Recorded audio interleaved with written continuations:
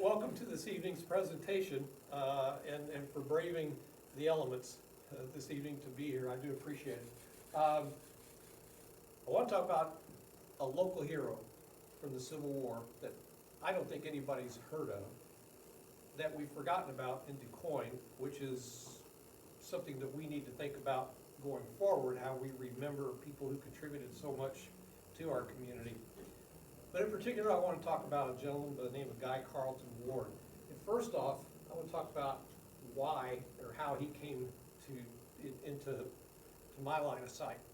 In October of 2012, some of you might remember that we had a dedication ceremony for Civil War deceased veterans up at our city park.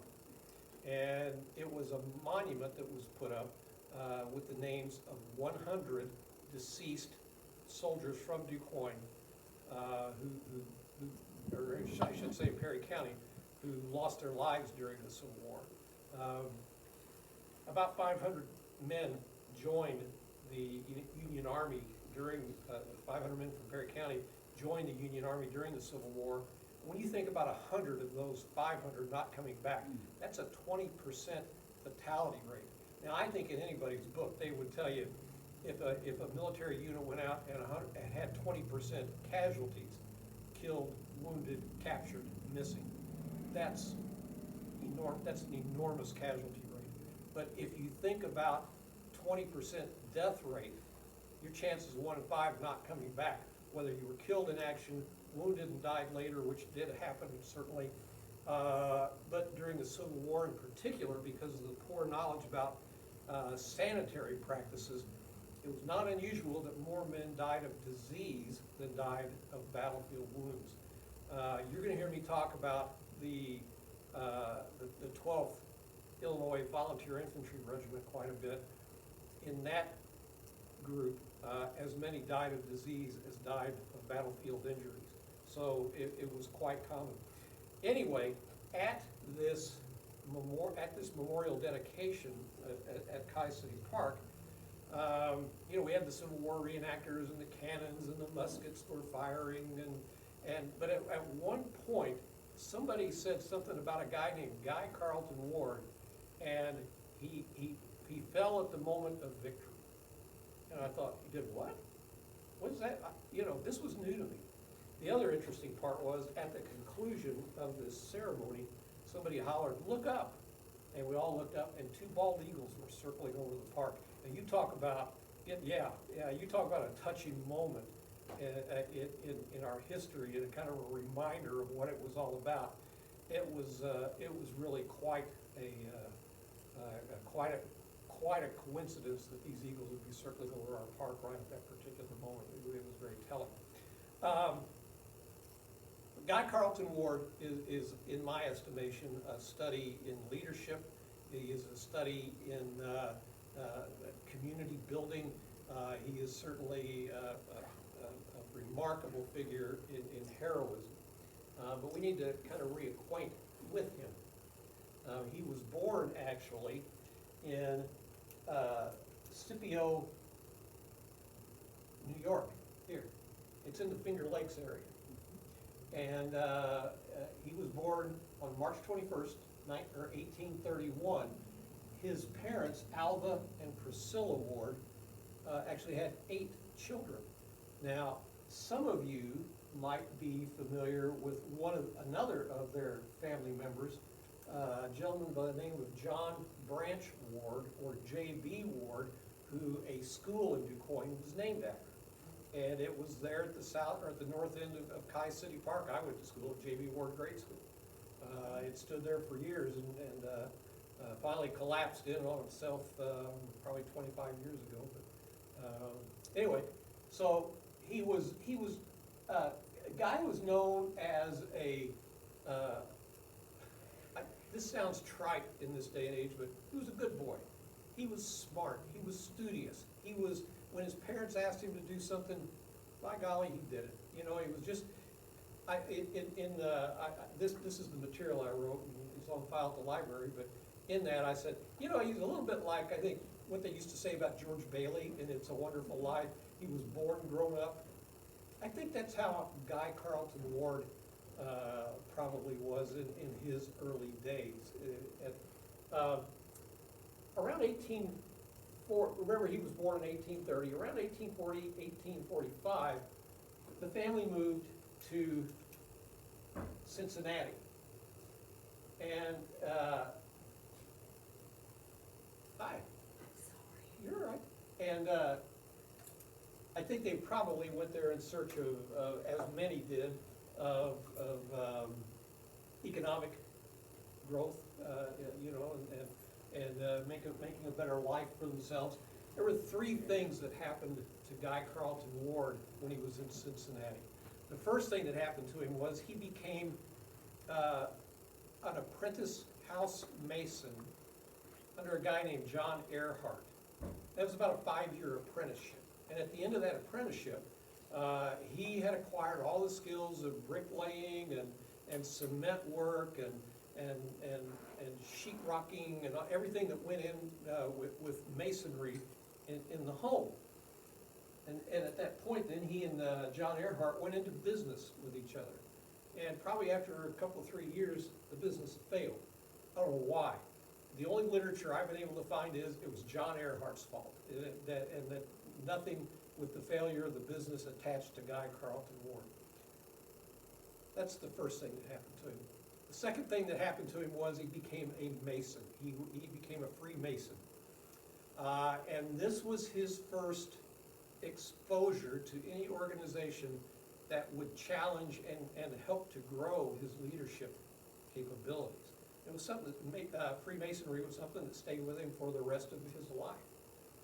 The third thing he did was he met Elizabeth Robinson, who lived with her parents in Claremont County, Ohio, which is on the east side of Cincinnati, and who he would end up marrying. Well, first off, you got to think back to DuQuoin. Now we're getting into the later 1840s, around 1850. Word has gotten back to DuQuoin, and DuQuoin used to be over there. Remember, have you ever seen Old DuQuoin? It's on Route 14, about 2.5 miles southeast of here.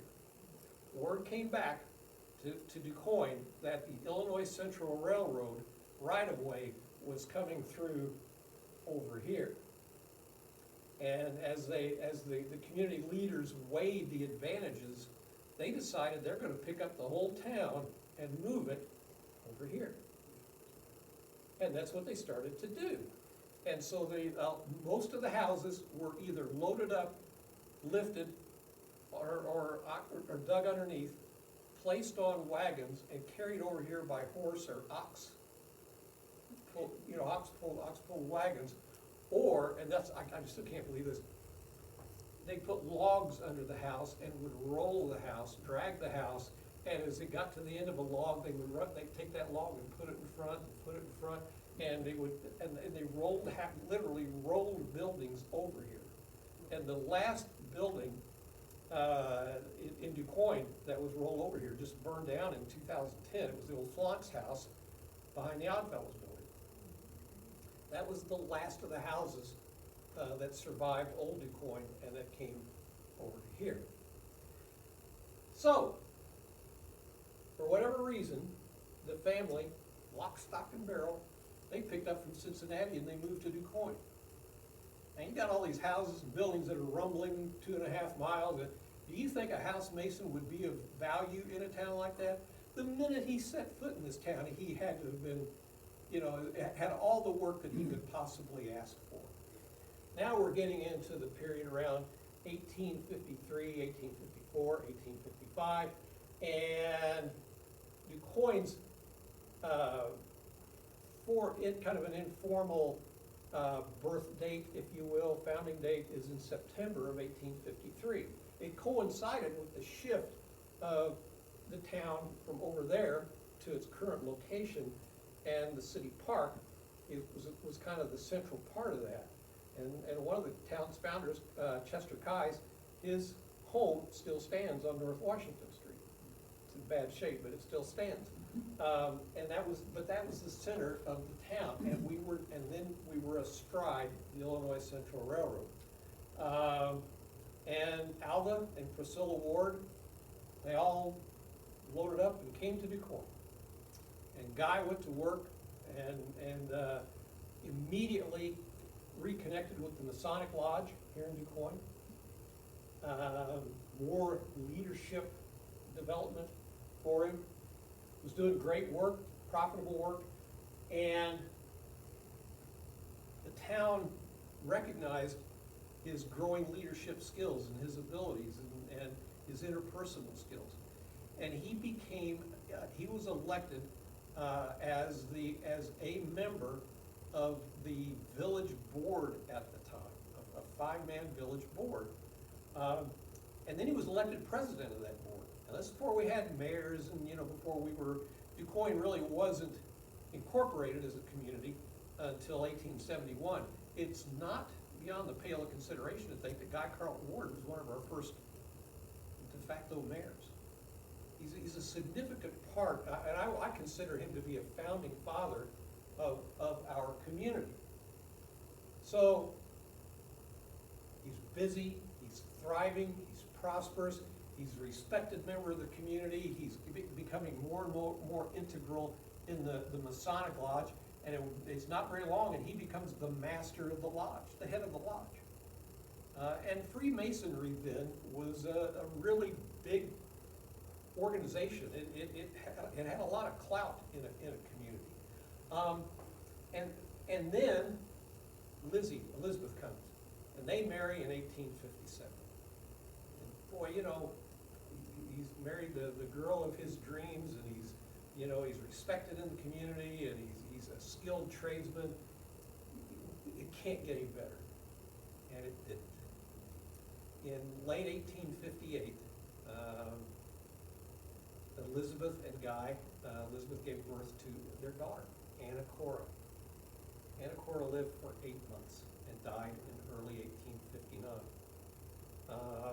In that same year, they had a son who would be named William Robinson Ward, and who lived.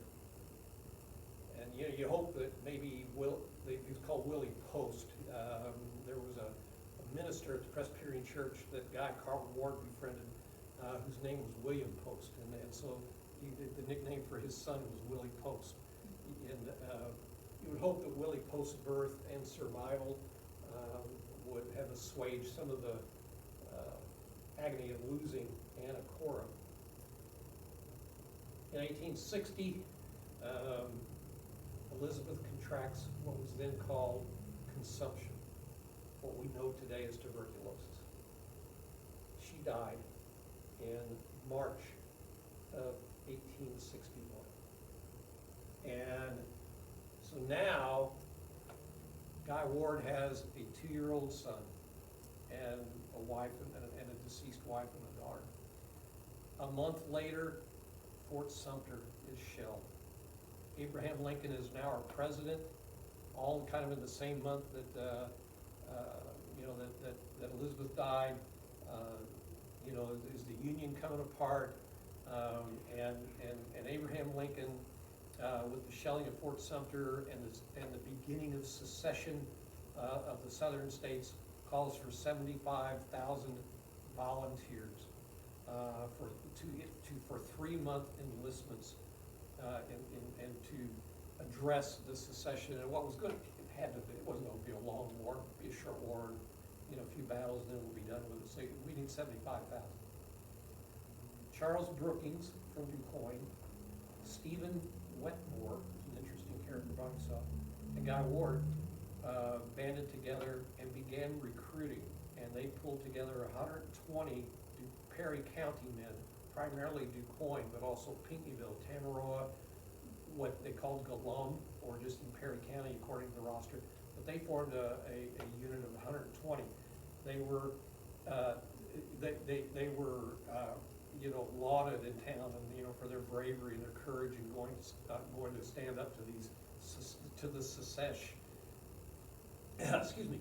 And the women in town call them the Quoin Braves, which I think is just the coolest name ever. And I always thought, you know, if we ever had to get rid of the name Quoin Indians, I think the Quoin Braves would be such an awesome name. And it's brave in the context, not of an Indian brave, but a brave in the true and literal meaning of the word, which, you know, would be, I think would just be phenomenal, but that's neither here nor there. Anyway, so Guy was a founding father. He helps form a group of 120 men, which is subsumed. They go to Springfield for training at Camp Butler. They are subsumed into the 12th Illinois Volunteer Infantry Regiment, which is led by John MacArthur, not a relative of the Douglas MacArthur clan, a little different spelling here. But MacArthur was very proud of his Scottish background, and so he always wore this cap that he has on. Is called a Balmoral. So the regiment picked up on that, and they began to wear the Balmoral. And so, you know, again, the 12th Volunteer Infantry Regiment became known as the Scottish Regiment. The 120 boys from Quoin, they became Company G of the 12th Illinois Volunteer Infantry Regiment, Company G. They elected Charles Brookings as their captain. Stephen R. Wetmore was their first lieutenant. Guy Ward was the second lieutenant. It's an interesting, this is an interesting threesome, because I'm going to jump ahead real quickly. Charles Brookings was captain of Company G. At some point, he was plucked out of the 12th and put in as a company, in charge of a company with the 11th Missouri. The 11th Missouri fought at Vicksburg. The 12th Illinois did not. Charles Brookings was leading an attack on May 23rd of 1863 on the Confederate fortifications, was shot, wounded, died on July 1st as a captain with the 11th Missouri. Stephen Wetmore became a regimental quartermaster in charge of procurement, supply, making sure everybody had food, ammunition, tents, blankets, uniforms, whatever. And for whatever reason, I can't find any literature telling me why. In June of 1862, he resigned as a second lieutenant. I don't know why. It's like right in the middle of some of the most furious action, he resigns. He resurfaces again in 1864 in Arkansas and enlists as a lieutenant colonel quartermaster with the 13th Illinois Cavalry. And that was in July, became the quartermaster in July of 1864 in Little Rock, and then was dismissed on December 31st of 1864. I cannot for the life of me figure out why he was dismissed. It'd be easy to be a corrupt quartermaster. You're doing procurement. You got all this equipment laying around, and you know, probably poor record keeping. I just don't know what happened. Anyway, all three of the founders of Company G befell some kind of a fate. This is an interesting guy. This is Sergeant Norton Campbell. See what he's wearing? His Balmoral. Sergeant Campbell was with Company G, and then in the roster, he disappears. The cool thing is, he reappears as a captain with the U.S. Colored Infantry Regiment, the 110th U.S. Colored Infantry Regiment. Now, how he made the transition from there to the U.S. Colored Infantry Regiment, I don't know. If you watched the movie Glory, you might recall in the movie that officers they couldn't be black officers. They had to be white. And so they were probably looking for people with some experience and some, you know, leadership abilities to be an officer, and this was maybe a quicker way to get to that point. And this picture, interestingly, I found there's a postcard label here. There's even a stamp.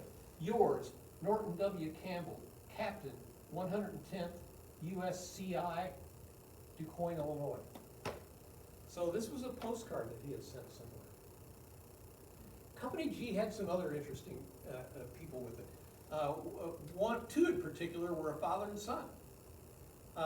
Malcolm Stanhouse Sr. and Malcolm Stanhouse Jr. And Stanhouse is still a known name in New Quoin. Malcolm Stanhouse Jr. was enlisted as a musician with Company G. I don't know if he's a bugler maybe. But he shows up later as a second lieutenant in the 110th U.S. Colored Infantry Regiment, as a principal musician. His father, Malcolm Stanhouse Sr., is killed in action outside of Atlanta in July of 1864. I can't imagine them serving with one another. So Company G and the 12th, they complete their training. They spend their 3 months securing Carroll. And now it's obvious this war, Bull Run, First Manassas has happened. It's obvious this is not going to be a short war. And so the call goes out, we need guys to enlist for the duration. Almost every single one of Company G stayed with it. And Guy Ward was recognized as the principal behind ensuring that they stayed recruited and that they stayed in the unit. And he, it's not the first time it happened. You'll see later that it happens again, but he held the unit together. At this point, Wetmore's gone, Brookings, I believe, is gone, and I know Brookings is gone, but now we're getting into late 1861 and the start of 1862. These guys, the Company G, they have under a General Charles Smith, who actually was the commandant at one time of West Point when Grant was there. He was Grant's superior at one time. Well, now Grant is in charge of the movement of all these troops. And Charles Smith is under him. And Charles Smith, who ranked him, you know, in a lot of ways, accepted that reversal of roles and became a willing subordinate to U.S. Grant. Anyway, so from Cairo, the 12th went to Paducah and then to Smithland, and now what they're doing is defending the Cumberland and Tennessee rivers. Think about the rivers in the Western Theater, throughout Tennessee and Kentucky and Missouri and Arkansas. They tend to flow north-south, or in some of the cases they flow from south to north, whereas east of the Appalachians in the Eastern Theater, they flow east and west. In the Eastern Theater, on the east side of the Appalachians, these rivers are barriers to penetration by the Union forces who are having to attack and find a way to get over these rivers and bridge and ford these rivers. It's not so in the Western Theater. There's the Mississippi River, which flows north to south. And obviously the Confederates are, you know, they're not dumb. They're going to defend that river viciously. And so they got Island Number 10. They have Braxton Bragg. General Bragg establishes a fort at Columbus, Kentucky. The Mississippi River is very heavily defended. Grant turns his attention to the Tennessee River and the Cumberland River. Both of those rivers flow south to north and drain into the Ohio River, but they run straight into the Confederacy. And so one of the ways that you can ship large amounts of equipment, heavy equipment, and horses, and wagons, and ammunition, and soldiers is by steamship. The other way is by rail. And the Confederate the Confederate Army was, in the West in particular, was particularly reliant on rail traffic. At the start of the Civil War, George McClellan was the general in charge of Union armies at the start of the war. He said the Union Army has two objectives: the capture of Richmond and the capture of Corinth, Tennessee. Corinth, Mississippi, I'm sorry. Corinth, Mississippi is where there's an important intersection of two rail lines. Still there. But the Union Army placed a very, very high level of importance, a strategic importance, on securing Corinth, Mississippi. And the Confederates recognized that as well. And so what we find is that all roads in the Western Theater through 1863, 1864 led to Corinth, Mississippi. And a lot of people don't realize the importance of it. But, be that as it may, the first offensive action that was taken in this regard was with the attacks on Forts Heiman, Fort Henry, and Donelson. The 12th, they're tired of garrison duty. They're tired of laying around waiting for something to happen. You know, march here, march there, put your tents up, take your tents down. The term, they wanted to see the elephant. In the Civil Wars, if you saw the elephant, that meant you were in combat. They wanted to see the elephant. Charles Smith loaded up the 12th and a couple of other Union regiments in what would be a brigade, which is several regiments, and they began shipment down the Tennessee River. And there are two forts here, Fort Heiman and Fort Henry.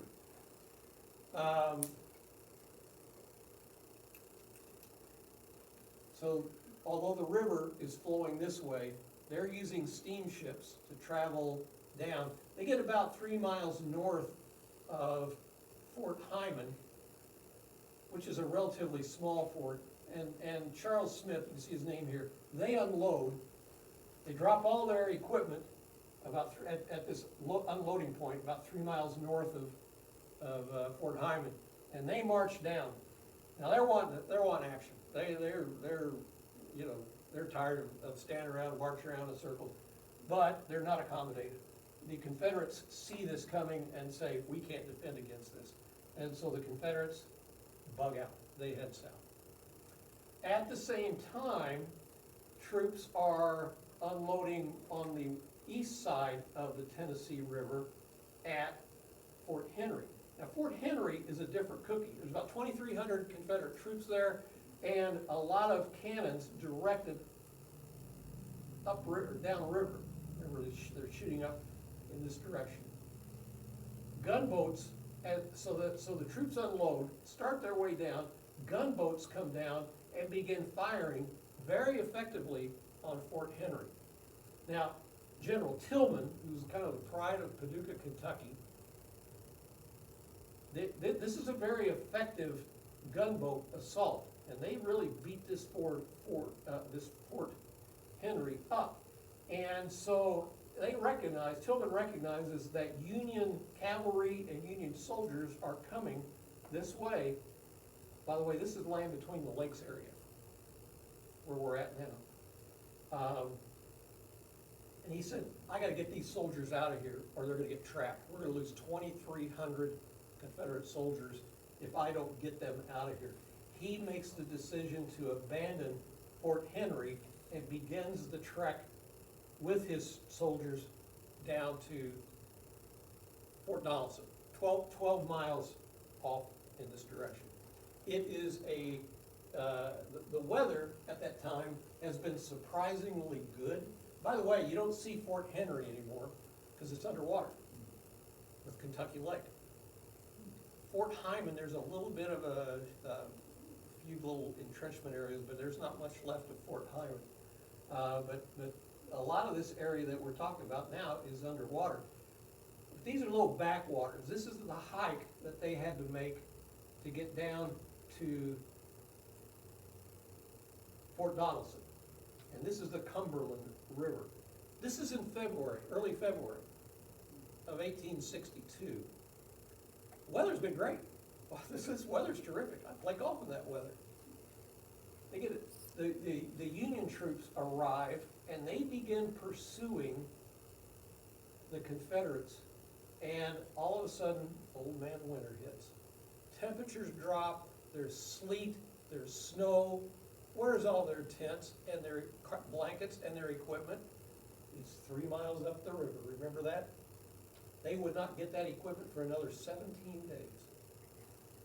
And the soldiers of the time would tell you that these are some of the most miserable, god-awful days that they were in service. So, they arrive, the Confederates fall in behind Fort Donelson, which is up here, very well preserved, very well curated. National Park Service has done a phenomenal job. Here is Dover, Tennessee, which is there still, and there's a national cemetery there. It's a beautiful layout. But the hope is that the Union gunboats are going to go back up the Tennessee River, back down the Cumberland River, shell this fort. You can see the artillery pieces here, and that would be the end of that, just like it was Fort Henry. Go and walk in the park. Didn't happen. These guns were pre-sighted, pre-trained in anticipation of exactly this kind of an attack, and they shot the daylights out of the Union gunboats. Even wounded the admiral overseeing the whole thing, Admiral Andrew Foote, and he was wounded in that fight. So now it's become obvious this is going to have to be an infantry battle after all. This is the first time you see this, by the way. So the troops come in, and Grant, all through here, Grant surrounds the fort, except for this swampy area through here. And so there are three, I don't know why they did this, there are three Confederate generals assigned kind of equal rank in the defense of Fort Donelson. John Floyd, Simon Bolivar Buckner, and a General Pillow. And they recognize they got 14 or 15,000 Confederate troops here, and they're getting surrounded, and they're going to have siege laid to them. They got to get these guys out. And so they want this road right here. It's called the Forge Road. And they've got to open that up, but you can see down here, the Union forces in blue, they got it surrounded. They allocate troops off the fort, east of Dover, and are forming up to attack into the right flank of the Union forces surrounding this, with the purpose of opening the Forge Road. Now, who gets the brunt of this attack? See that name? Can you read that? MacArthur. This is MacArthur's brigade, including the 12th Volunteer Infantry Regiment and the Quoin Braves. So here comes a massive attack on February 5th, the morning of February 15th, catches them off guard. And they put up a furious fight. They pull back, they're under McClernand. And in fact, they are ordered to make, the 12th is ordered to make some spoiling attacks to at least give the rest of the Union forces time to consolidate and put up some kind of a defense. They're not in a defensive position, they're in a siege, they're kind of taking it easy. But the 12th catches the brunt of this. There's old MacArthur out here, and you can see he fell all the way back. This attack actually worked. They pushed the Union forces all the way back into here, and look what's open. The Forge Road. And what did General Pillow order after the road was opened? retreat and move back into the fort. What? You're giving the road back up, but that was his order. So that was a terrible order. Grant, in the meanwhile, he's been up here meeting with Foote. He hears this massive engagement. He jumps on his horse. He was a brilliant rider. He jumps on his horse, gets back down here. Grant has the ability to see, it's uncanny. He has the ability to see through the fog of war. He had the clearest head. And so he arrives back on scene, and some Confederate prisoners are moving back through. And he orders one of them stopped. And he says, let me see his knapsack. There's back. And he looks in, and there's 3 full days of rations in this bag. Grant arrives immediately at the conclusion, they're not wanting to defeat us, they're wanting out. If they thought they were going to defeat us, they'd have like a half-day ration, or they'd have more ammunition. He surmises correctly that they want out. Here's Charles Smith over here. Grant then says they have weakened themselves here, so this is where we're going to attack, even as Pillow has ordered a retreat here. Grant was exactly right. Smith takes his soldiers in, captures Fort Donelson, and Pillow, Floyd, and Buckner have a council of war. What do we do now? Floyd and Pillow say, we're getting out. We're leaving. We're adios, my friend. Buckner says, you can't do that. You've got all these, we're going. You stay here with them. Floyd and Pillow, you just really never heard of them again. They get out. The other one who gets out, who says, I'm not staying for this, is Nathan Bedford Forrest. And he takes about 1,000 of his cavalry with him through this swampy area here and escapes. They had him. And Nathan Bedford Forrest was an unabashed racist and secessionist, and would later go on to form the Ku Klux Klan. They had him. Anyway, Buckner signals to Grant. Now these two fought together in Mexico, during the Mexican War, and they were friends at that time. So Buckner thinks, I'm going to get some concessions from Grant at least. He contacts him and he says, what kind of terms can you give me to surrender?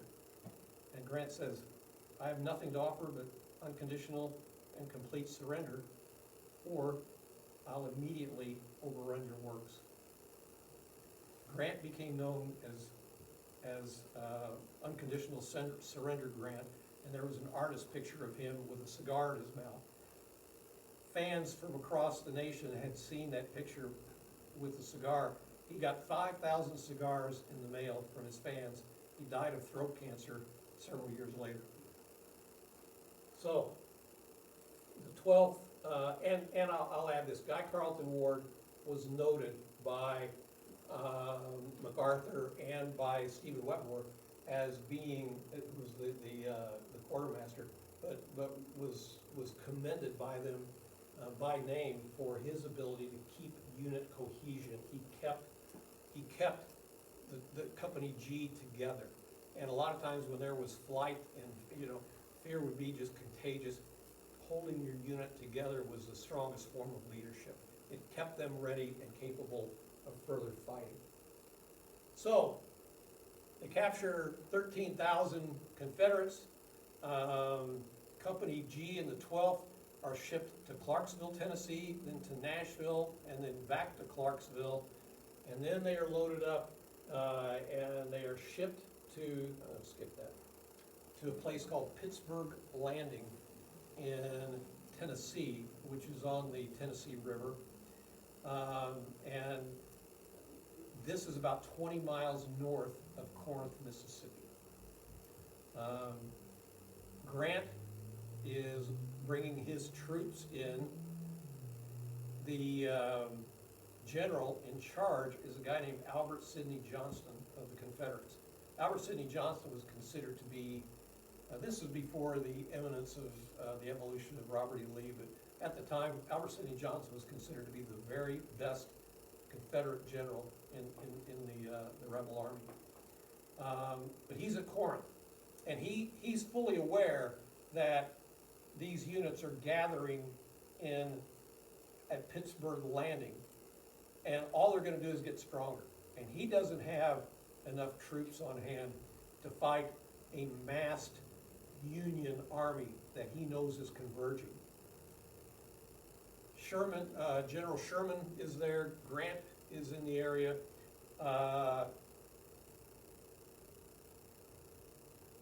Johnston and now General Beauregard, Pierre Gustave Toutant Beauregard, is also now with Johnston. They develop a plan to attack, and with the hope of defeating the Union forces that are already at Pittsburgh Landing before the next massive influx of troops. Confederates had about 44,000, Union had about 45,000 troops. Normally you would think, well, those numbers aren't favorable to an attacking force, but Johnston didn't feel like he had any choice. So he began to move his army out of Corinth up to the battlefield of Pittsburgh Landing, what we call Shiloh. And interestingly, for whatever reason, I read that Halleck told him not, General Halleck told the Union troops not to do it, but they did not entrench. They were never, although they knew Confederate forces were down here, they didn't dig in. It wasn't done at the time. It was done after, but not at the time. On Sunday morning of April 6th, 1862, Johnston's forces hit. They emerged from the woods and they hit the Union right. And the idea is they want to swing up and they want to force Grant's and the Union troops away from the landing out into this is kind of a big swampy no man's area. If they can cut them off from their supplies, they can cut them off from their reinforcements, if they can come up like that. When they hit the Union on Sunday morning, April 6th, they were surprised. The Union was surprised. Sherman said he was not surprised. Grant said he was not surprised. They were surprised. And they were actually successful in pushing these troops, the Union troops, back up. But because because of the topography of the area, there's a constriction. The battlefield itself looks a little bit like an hourglass. And so where the hourglass narrows, the fighting becomes more intense, but it's easier to defend. And the 12th, Illinois, they started the day up in this area, came down into this area under McClernand, and later shifted over to WHL, calling Will Wallace. This is Lew Wallace, L-E-W, and his division, they're further north and they're coming down. By the way, this is the author of Ben-Hur, Lew Wallace. Anyway, so Grant now arrives on scene. He's ordered Nelson and Buell to reinforce through the river and to get their troops down as quickly as possible. He wants Lew Wallace to get down here. Grant forms a defensive line. I think this is amazing. In other Union battles, the generals, when the Union got beat, the generals pulled back, they withdrew. Grant never did that. Grant didn't do that. If he was beat that day, he'd go whip him the next. And that's exactly what he said to Sherman. He said they beat us today. He said we'll whip them tomorrow, and that's what they did. They got all these reinforcements down on the second day. But the big thing that happened on the first day is this: Albert Sidney Johnston was killed. And Albert Sidney Johnston, I can't get the detail that I was hoping to be able to show you this, but see that dot right there? That's where he was killed. It's just next to the hornet's nest and the peach orchard. And what he was trying to do, some of the Confederates, they didn't want to go in there because it was too severely defended. It's too dangerous. They wouldn't go in. Johnson said, I'll go up there and they'll go for me. And he went up there and he was on his horse, and at one point he kind of wavered in his horse, and his aides jumped up and just as he fell off, they couldn't find a wound. And then they laid him down and they pulled his boots off, and his right boot was almost full of blood.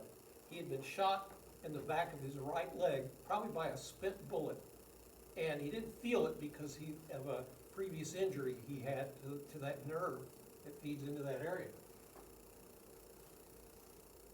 The 12th was right here. Now, nobody knows where that bullet came from, but it's possible that a Quoin brave, it's possible that somebody from the 12th fired that bullet that killed Albert Sidney Johnson. On the second day, the tables turned. Buell arrives with Nelson, and a series of head-on attacks. And again here, now the 12th is under Sherman, and they're attacking down, and it's quite a battle going on. I believe six Company G men were killed in this battle.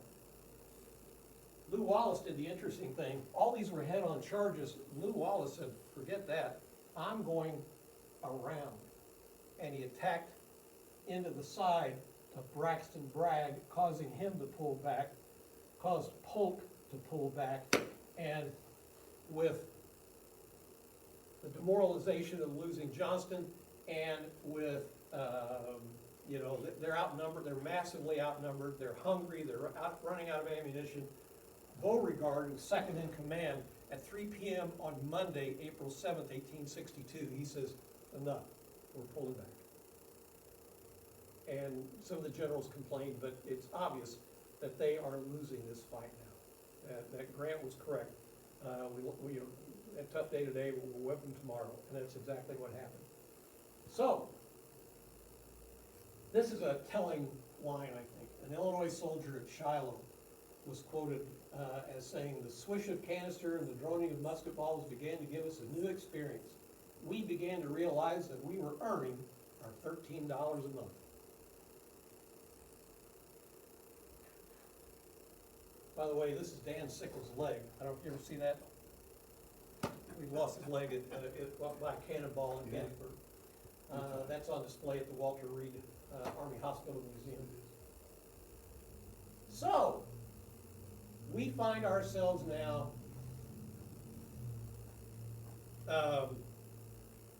Beauregard pulls back to Corinth, 20 miles, whipped.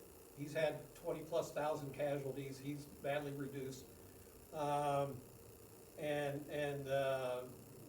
Grant and Halleck pursued very, very slowly. It took them over a month and a half to cover that 20 miles, but they get to Corinth.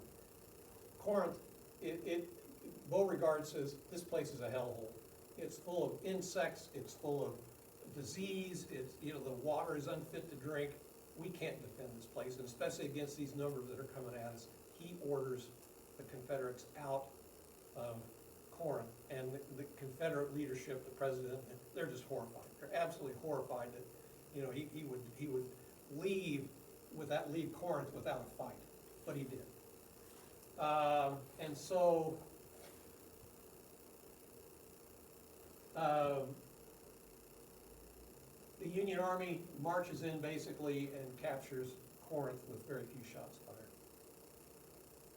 And then the Confederates begin to think, maybe we shouldn't have done that so quick.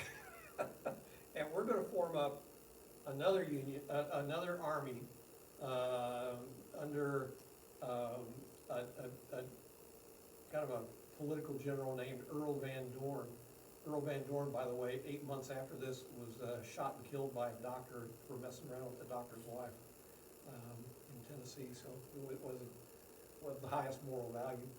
Anyway, you can see here, though, that the defense of Corinth was placed under William Rosecrans. Rosecrans was a West Point educated general, and he built a series of fortifications, some of which were improvements on the Confederate fortifications, but he built a series of fortifications around the north and northwest and west of Corinth. And you can see here, here's the one of the Memphis and Charleston Railroad coming here, and I'm trying to look for the other one here. Anyway, the two railroads converge right in this area. And yeah, that's it. Anyway, Price, well, I mean, Van Dorn and another general named Sterling Price, they hooked up. And this is a map also of some of those defenses. I need to get this map off here. What I'm trying to show is this, Battery Powell. Rosecrans built a series of fortifications around the town of Corinth, and then he built a series of artillery positions. And you'll see what Battery Powell looked like around Corinth. The artillery was a defensive and an offensive positioning. He really did a terrific job of creating these fortifications. And they were built to where you could fight, fall back, fight. Trade time for space.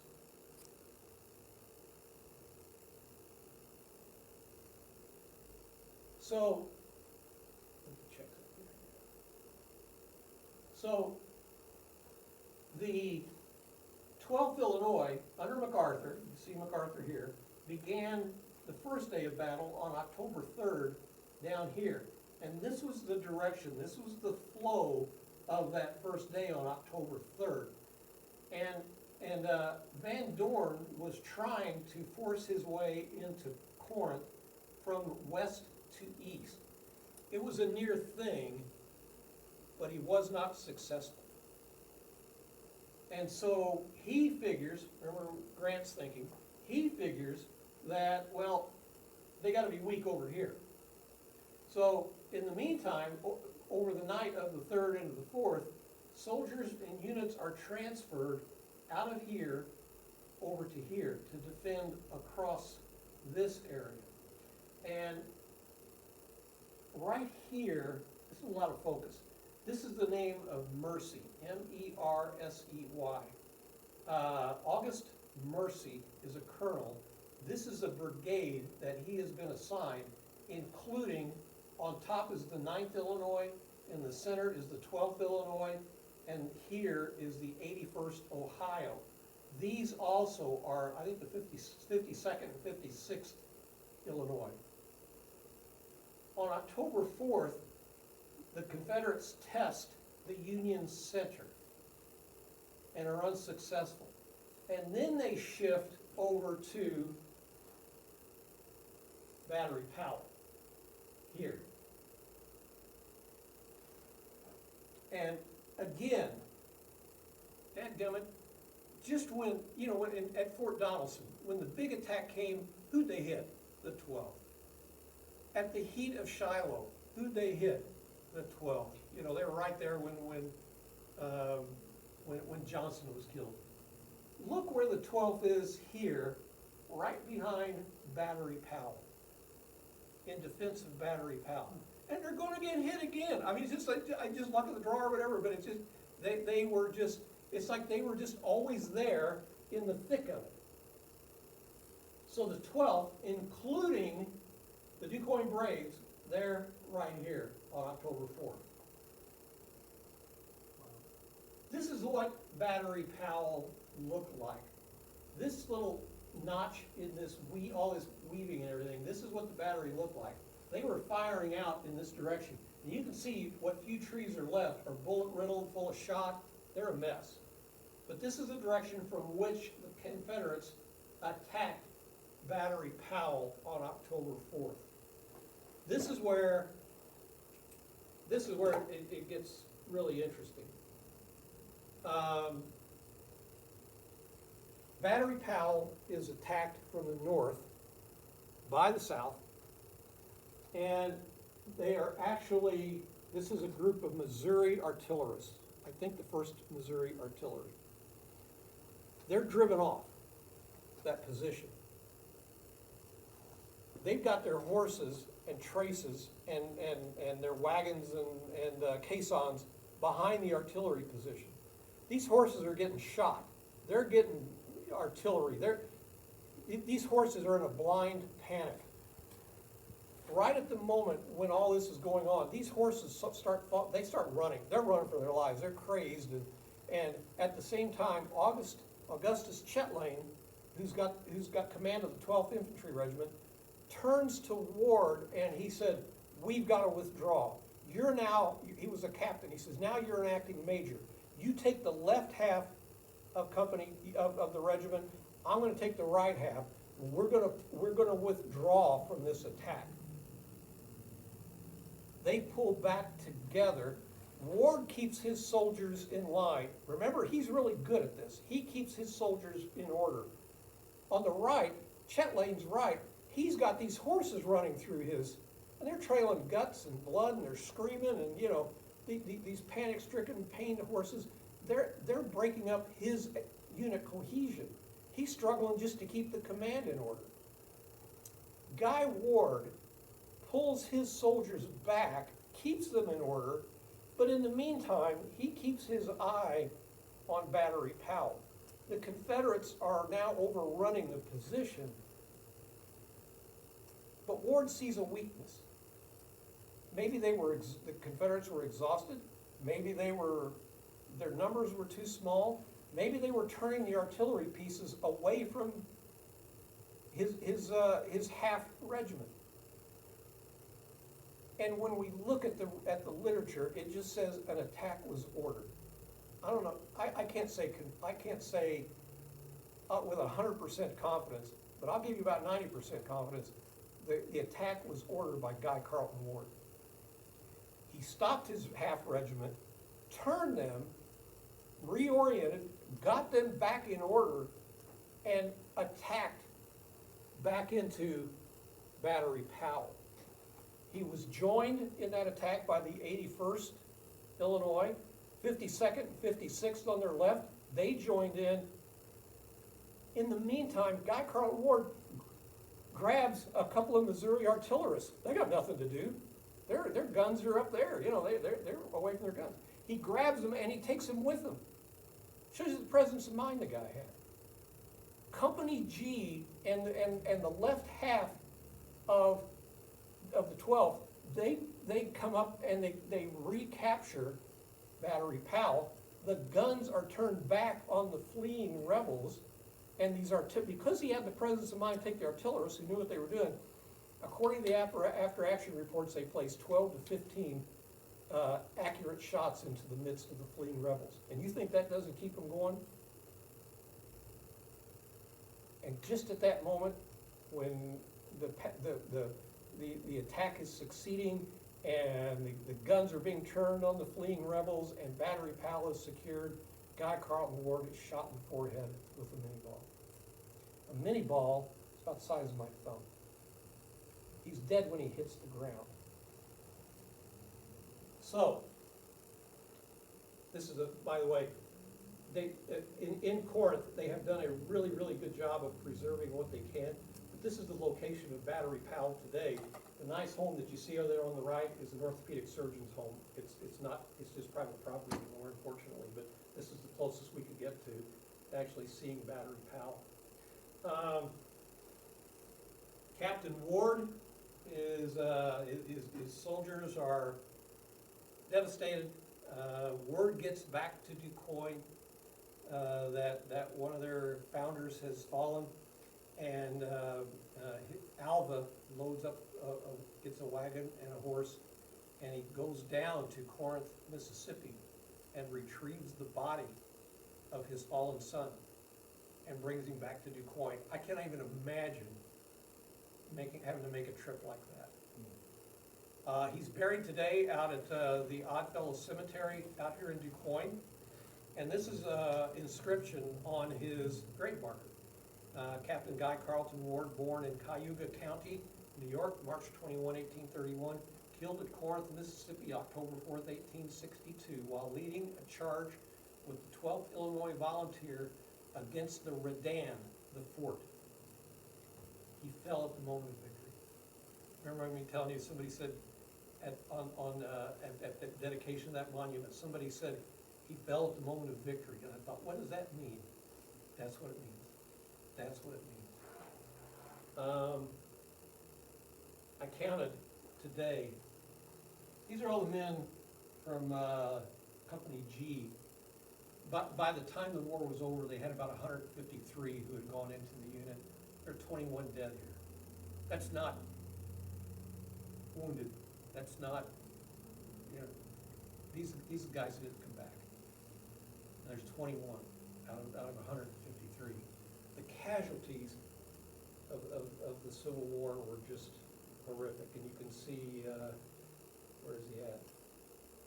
There's Private Malcolm Stanhouse Sr., killed in Atlanta, Georgia, July 22nd, 1864. This cost this town dearly.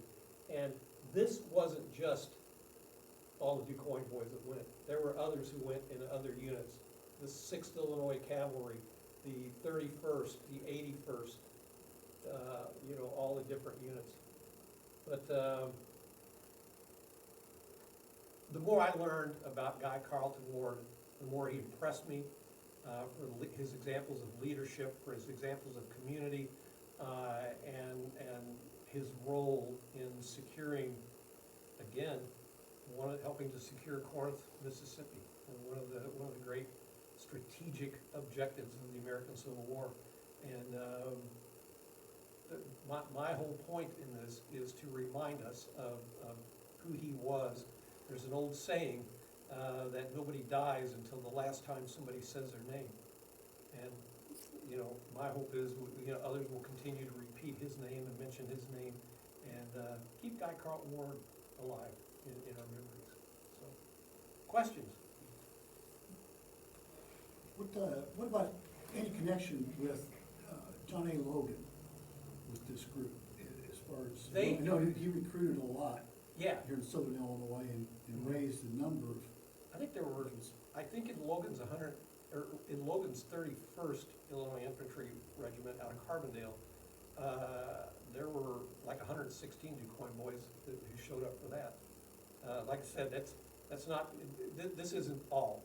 There were quite a contingent. Logan, because of the trajectory of his leadership, wasn't long before he was beyond these guys. There's an interesting story about a guy, a Union soldier, a Union officer who was wounded at Donelson, and as he was laying there hoping somebody would come along and save him, he heard somebody else behind him who was wounded, and they kind of started talking, and it was John A. Logan. Logan sustained some really serious injuries at Donelson. So there was some crossing, certainly, but the Ward especially was, I think, the glue that held the Company G together. Southern Illinois did its part, didn't it? Yeah, it was interesting. There were out of Company G, there were 7 deserters. Wasn't all chivalry. Right. But yeah, Southern Illinois showed up. And I was just reading a book today by a guy from the 81st who was mentioning that he saw a boatload of Southern Illinoisans who were heading south. They were joining the Confederacy. Not many, but some. So, thank you. Appreciate you coming. Nice job. Wow. I wish I had a picture of Guy Carlton Ward, and I don't. I did find reference. He was, as a young man here in Quoin, he was 5'11", and had a big, thick head of brown hair, blue eye, bigger man and dark complected. So dark complected, bigger man than the average Sure. of the time. But Yeah. Should have liked a cat song in it. Wow. oh my! I didn't realize that was on there.